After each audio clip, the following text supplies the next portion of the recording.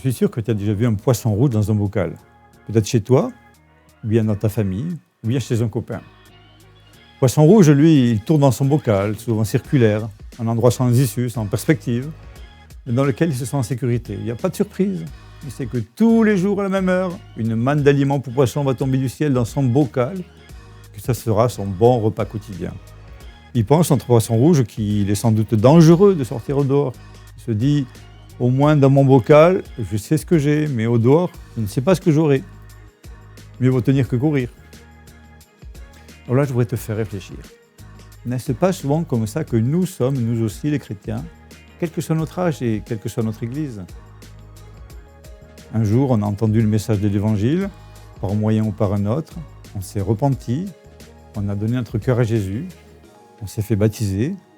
Maintenant, on est des bons petits ictus dans notre église.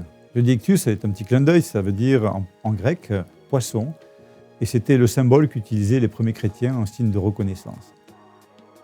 Donc, nous, les ictus, on assiste aux réunions dans notre église, on reçoit la nourriture spirituelle tous les dimanches.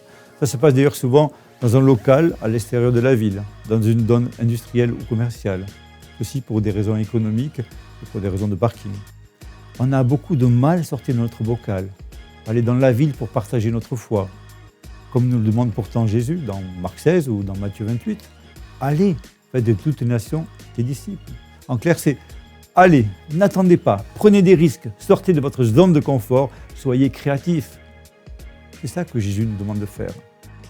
Car dehors, il y a tellement de gens qui ont besoin, même s'ils n'en ont pas conscience, de rencontrer des chrétiens pour pouvoir recevoir l'évangile de paix en parole et en action. Des chrétiens qui donnent du goût à la vie, des chrétiens sel de la terre. Et toi, es-tu prêt à sortir du bocal ?